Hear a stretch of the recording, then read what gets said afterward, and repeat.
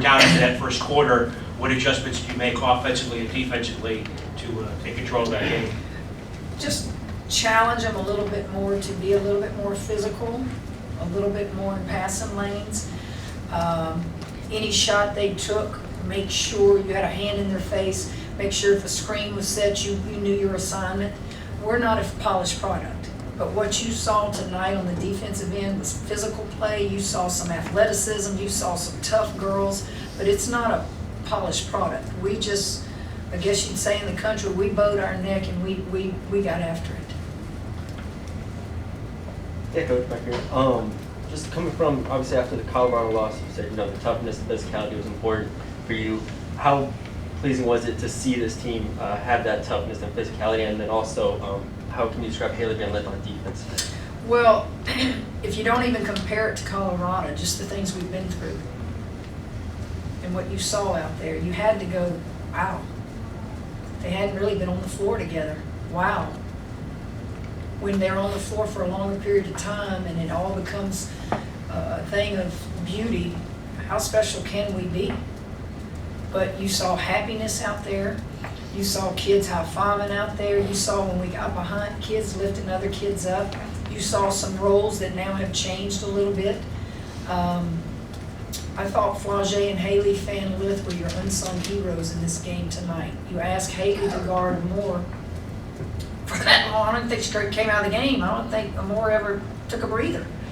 And Haley is, just tough. She's fighting that plantar fasciitis in her foot, and she's learned a new position. I don't know that Haley understands her value to our team tonight because she's so used to scoring so many points. But with scouts in the stands, I told her they need to see you play the point guard like you did tonight. Distribute the ball. Control the flow of the game. That's hard to do when you've been the off-ball position most of your career and you're the one taking the most shots and doing it really with her foot hurting her. I thought Flau'jae, but I've thought this about Flau'jae for a while now. Flau'jae came in as a freshman and thought when she didn't shoot the ball well or score points, she had a bad night. Flau'jae's not even thinking about that anymore. She gets a good shot, great. If she goes in and gets offensive boards, she gets rebounds. Her all-around game, including defense, it's just, and I told her that. I said, wow, Flau'jae, your all-around game is something right now. Hey, Coach, over here. A couple of weeks ago, you said you needed one player pretty much to step up on defense and just be there consistently. Do you think Ana Moro has kind of stepped into that role? She had 3 steals, 2 blocks Well, tonight. Ana had to guard Kitley a lot tonight. And what did she do? What did she do? She pulled the chair out from under her. She got in there and wouldn't let her, just take her down there. She would get deflections and she would get steals. Anissa, she moves quick. I mean, she's not going to get buried down there. And I just think her ability to move a lot creates a lot of steals for us. Hey, Coach, as you know, it was a top 10 matchup. You had the opportunity to win your 700th career game. Can you talk a little bit about the crowd and what effect they might have had on this matchup tonight? Our crowd, I thought, was excellent, considering it was a television game. It's raining outside, and it was 8 o'clock. I really worried that the crowd would stay home and be lazy. They were here. The students were here. And isn't that fun? Look how crowded this room is. Y'all are here. That speaks volumes, and we're most appreciative. Hey, Coach, in the middle of your, since Angel's been back, have you noticed a change in mindset or demeanor with her as opposed to earlier in the season since she's been back? Angel is one of the best players I've coached, and I've coached many. And Angel is Angel. You saw her tonight, so you can probably answer that. I don't have to answer because what I saw on that floor tonight was special by everyone that got to play. And it was absolutely wonderful. Coach, in the back, obviously it's early in the season, but is this the type of game that you really wanted to see from your team, knowing that they're playing together, playing the defensive type of basketball that you pride yourself in as a coach? Yes. what I wanted to see, I knew it wouldn't be a polished product, and we're not. But what I wanted to see is fight. I wanted to see team chemistry. I wanted to see sharing the ball. I wanted to see everybody pick each other up, even help those young ones when they're out there and they're a little nervous. And we feed off of each other. We're a team of emotion. I'm a coach of emotion, and you feed off of that. And I just saw a lot of that tonight. They get you excited as a coach.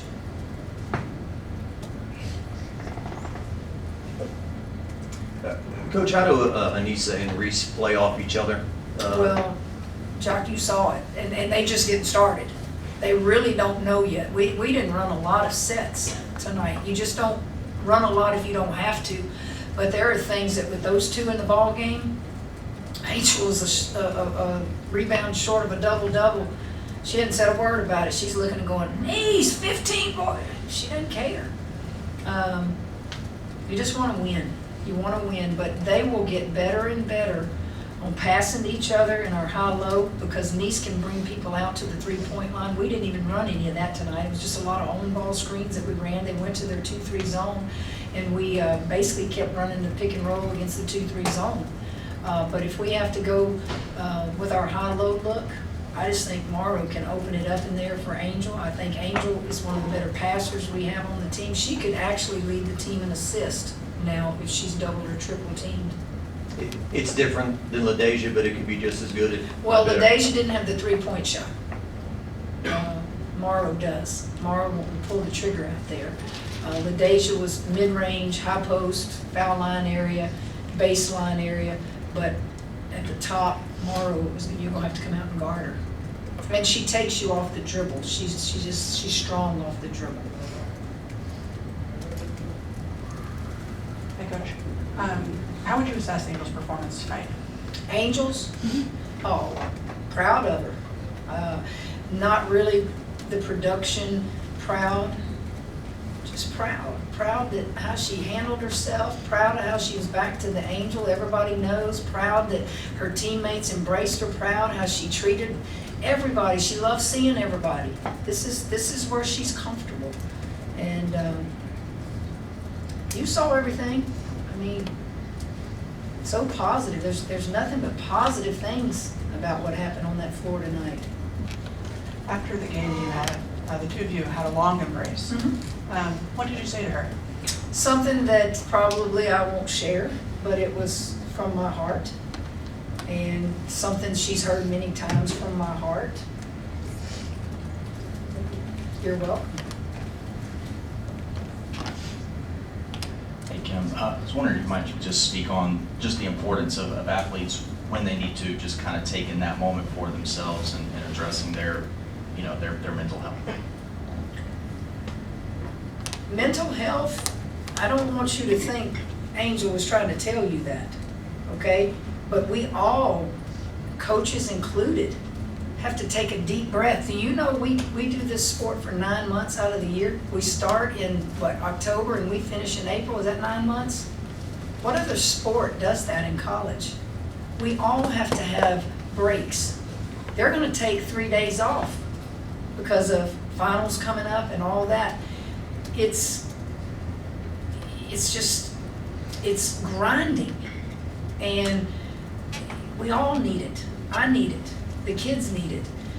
Mental health is talked about a lot now in our society, and it's new to a lot of coaches. So that's why we have the people employed that know more about helping student athletes than a coach does. So you get them the help they need, and you get out of the way, because there's a certain what do you call it? You can't get involved. It's in the workplace, it's in college athletics, it's in society. Kim, over here, Angel Dyson, KLB Sports. Just talk a bit about, I kind of asked the girls already about Michaela, but just her ability to kind of no matter the situation, no matter the opponent, she's been even keel and that consistent scorer for you guys, and she's just so happy to see other people succeed as well. What has she added to your team, I guess? Just talent. She's just a talent. When's the last freshman you've seen in this program do what she does? When's the last freshman you've seen come in here and be in a rotation or a starting five? She's just talented. Is she going to make a mistake? Yeah, she's a freshman. I took her out a couple times early to just get her attention. But she knows she's going right back in. There's so many parts of her game that she has no clue how good she can be. And I think Flagey helps her every day. I think those kids that just play after practice is over against each other, man, they're just ballers. You almost have to tell them, y'all need to go to the house, get off the floor. We've got time for a couple more questions in here, guys. Kim, you said yesterday you didn't schedule this was part of the ACC-SEC challenge, but now that it's over with, fanfare, the win, is it a nice shot in the arm before those girls hit the final exams? Any win is a nice shot in the arm, any win. And there's a lot of things that would be a shot in the arm. Having Angel back's a shot in the arm. Watching them play at a level for a long period of time tonight was just good. It was just good. And there's so many things I could think of that's a shot in the arm. You came right here. Do you think, at one time in his life, Shaq had all this come at him in a hurry, the celebrity, and trying to be a basketball player? Do you think he was actually an ideal person to talk to her about walking her through this and everything coming at you? Now you have to separate things. I probably am not one to know their personal relationship. I know he signed her to a Reebok deal, and so she's very appreciative of that. And so there obviously is a relationship there. She told you. Shaq is LSU through and through. He loves this place. And anybody that loves this place is going to always help everybody. And I love that. I love that. How many former athletes will do that for current athletes? Probably not a lot. But Shaq is he's an icon. He's a great ambassador for all of us at LSU. I mean, when he walks in a building, you can't miss him. If you don't see his big body, you see that big personality. He's funny, and I would imagine he was awesome for her. Final question here. Coach, you mentioned earlier in the week when you were asked about getting to 700, and you mentioned how big of a role all the players were in your career. What did it mean to you after the game to see so many personal messages from your former players over the years? I'm trying not to get emotional. I didn't know that was taking place. I was trying to go to the student section to thank them for being here tonight, and my daughter and son just kept saying, Mom, stay right here. You won your 700th game. They've done something for you. So I stayed right there, and they said they made me look up there. It's touching. It's some of those people on that screen I haven't seen since I coached them. They have children now. They're married. It's touching because, see, I've always told them these are the greatest years of your life in college, but you don't know it yet. Wait until you're married, you have to pay bills, you have to change a diaper, and you're going to look back and go, that woman was right. These are the greatest years of your life in college. And when you coach as long as I have and others do, not all of them are going to leave liking you. Not all of them are going to say glowing things. That's to be expected too. But what you try to do is you try to send them home with a degree. And that's what I'm most proud of. In my, however how many years y'all figured out of coaching, if a young lady finished playing for me in that uniform, she went home with a degree. And that is so important to me. I didn't have parents that went to college. They went straight from high school to working. I was the only one that went to college. I never wanted them to pay for an education. That's the only thing I can promise young people is I'm going to help you get that degree. I don't care how long it takes. That is that makes me feel most proud. The victories, told Scott the other night, I don't know what my record is. What is my record? 700 and what? Okay. Okay. That just means I've been around a long time. It means I've coached some of the greatest. That's it. But it makes me feel good to see my ADs up there. Those athletic directors, the athletic director that hired me and gave me my first job, the athletic director that was there my entire time except for a few years at Baylor. And then to see Leon Barmore, you know, who I worked for, and he taught me everything about this game that I know. That's when I got emotional, when he got up there. Because that man is a legend too. And it was touching. But I was most proud of my basketball team. The hell with my 700 victories, okay? Y'all have a good one.